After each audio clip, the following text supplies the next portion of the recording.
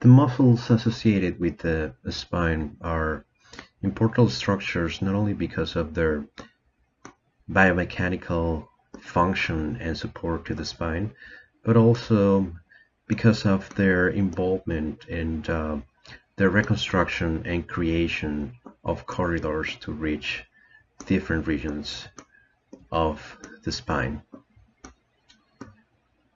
In this model, we're gonna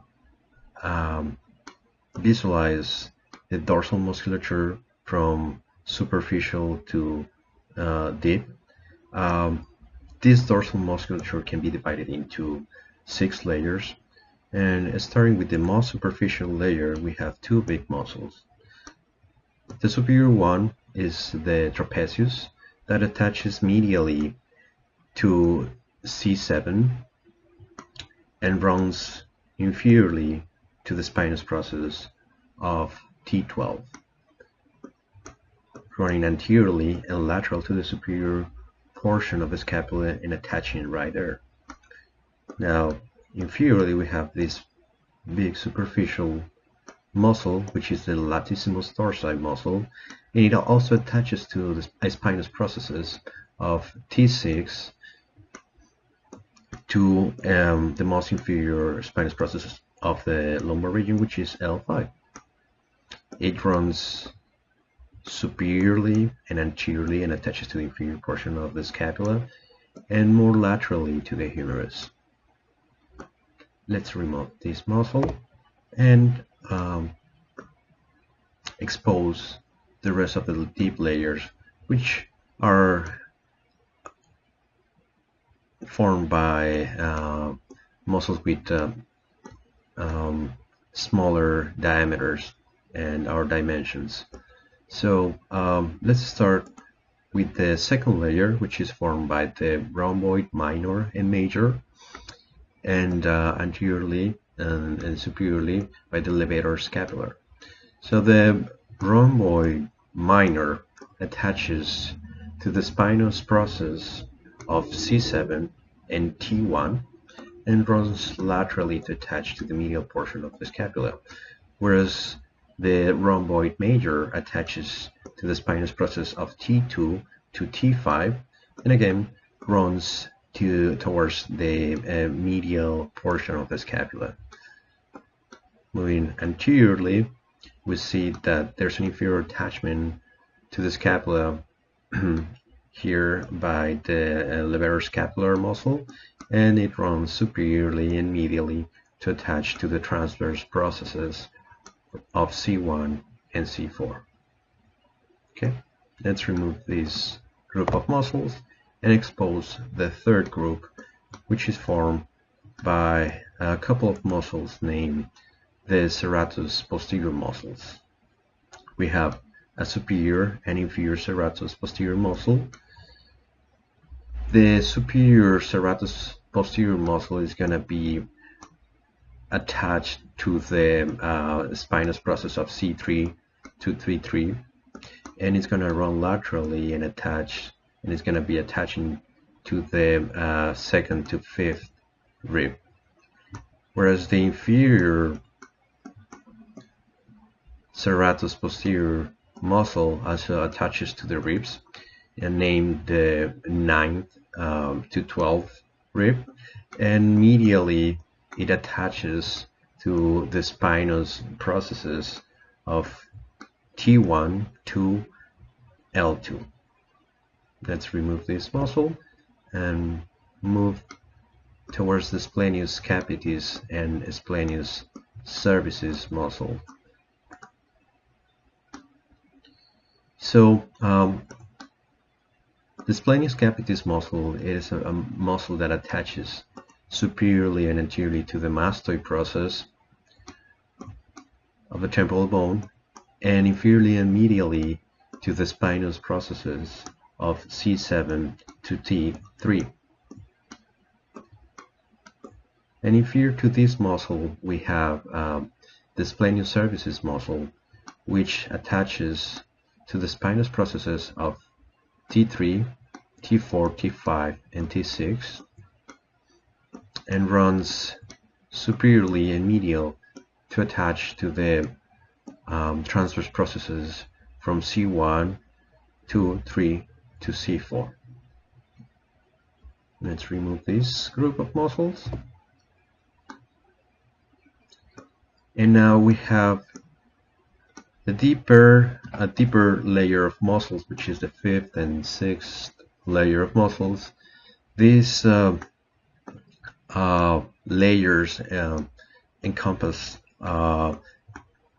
or are formed by a group of small muscles that are going to be running from the most inferior regions to the most superior regions. And the 5th layer is formed by a group of muscles that is named the erector spinae. The erector spinae muscles are muscles that are attaching from the occipital and temporal regions, in this case the mastoid process, to the transverse processes of different regions and also the spinous processes. So these groups of muscles are the iliocostalis laterally, the longissimus more medial, and the spinalis muscles lying practically at a sagittal level. The iliocostalis muscle, which is the most lateral group of muscles, is formed by a thoracic segment, a lumbar segment, which is more inferior, and a cervical segment, whereas the longissimus muscles are formed by a thoracic group of muscles, a cervical group of muscles, and the most superior projection of these muscles or attachment of these muscles, which are the longissimus capitis muscles, and this has an attachment to the mastoid process of the temporal bone.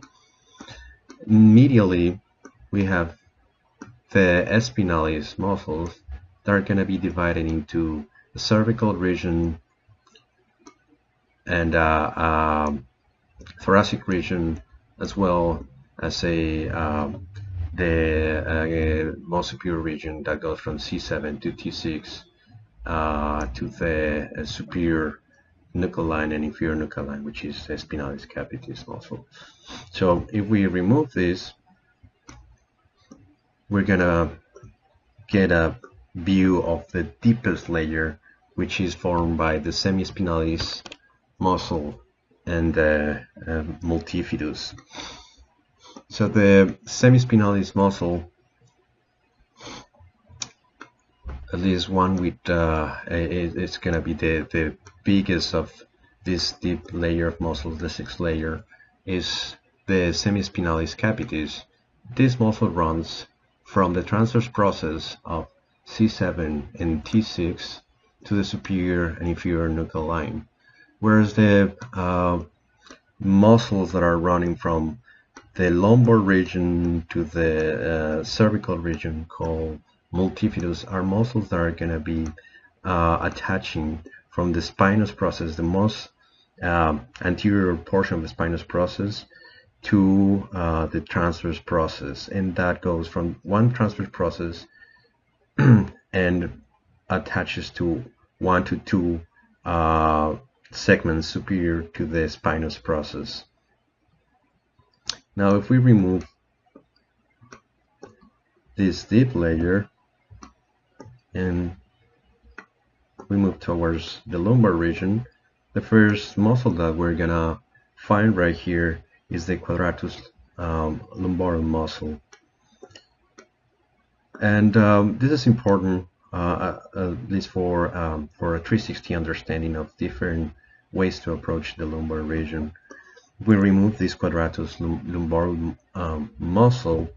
What we're gonna visualize is the psoas muscle. So basically, this muscle, you can see, it it is attaching medially to the transverse processes and even part of the body of the lumbar vertebrae. And the attachments of this muscle and the muscle itself lies anterior in a coronal plane, lies anteriorly to the lumbar plexus, the exit of the lumbosacral nerves. And this is going to serve as a muscle that is protecting these nerves. And inferiorly, another big muscle that is gonna be part of, or is gonna be associated with the stability of the sacroiliac junction is gonna be the iliacus muscle. Continuing with the muscles associated to the spine, we have right here an anterior view of the axial and subaxial region. We can identify the hyoid bone lying at the same axial level of the body of C3. Superiorly, we see the suprahyoid group of muscles from medial to lateral, the genohyoid muscle, the anterior valley of the digastric, the mylohyoid muscle, stylohyoid muscle with a superior attachment to the styloid process, laterally the posterior valley of the digastric muscle that is going to have an attachment on the digastric group, which lies just medial to the mastoid tip. Inferiorly, we have the infrahyoid group of muscles from medial to lateral, the sternohyoid muscle, the thyrohyoid muscle, and the omohyoid muscle, which runs from posterior, lateral, and inferior to anterior, medial, and superior in an oblique fashion. And this is a relevant muscle when we're aiming to approach the cervical region from an anterolateral corridor, and sometimes can be on our way when reaching any region below C4 or C5. We're seeing all this after removing the platysma and removing the sternocleidomastoid muscle. In a deeper plane, what we see right here is from medial to lateral the longus colli that has three parts: a superior oblique part, a vertical part, an inferior oblique part. The superior oblique part, or the most superior attachment, happens at the anterior tubercle of the anterior arch of C1, and laterally we see the longus capitis that lies just lateral to the longus colli. It has an attachment over the basilar portion of the occipital bone. In a deeper layer, we see the rectus capitis anterior, and laterally the rectus capitis lateralis, connecting from C1 to the basilar and lateral portions of the occipital bone.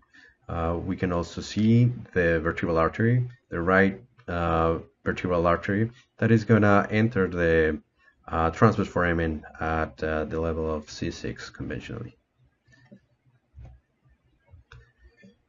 This is an anterior view of the abdominal muscles. We see the external oblique muscle that has an origin on the lower 8 ribs and attaches, because right here in this dissection we remove partially this muscle. It attaches to the kyphoid process, and also has an inferior attachment over the anterior 2/3 of the iliac crest.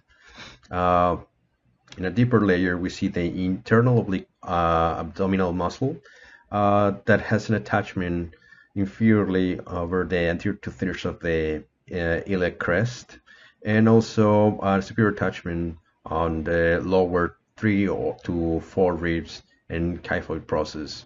It has a medial attachment on the pubic crest. And superficially, we see the rectus abdominis muscle that runs from superior to inferior. It attaches inferiorly on the pubic crest, and also has an attachment over the anterior pubic ligament. Superiorly has an attachment on the kyphoid process and part of the costal cartilages from the lower 5 to 7 ribs. Uh, the inferior to, or in a deeper layer, we see the transverse abdominis muscle that runs as the name says, it runs in a transverse fashion from the pubic crest to the anterior pubic ligament. It has an attachment over the kyphor process and also the costal cartilages of the lower 5 and 7 ribs. In between these two, the rectus abdominis and the transversus abdominis, there are going to be epigastric neurovascular components that are relevant during an anterior approach to the lumbar or lumbar sacral region. We have right here the umbilicus, which is serves as a reference and is usually aligned with the body of L3, L4.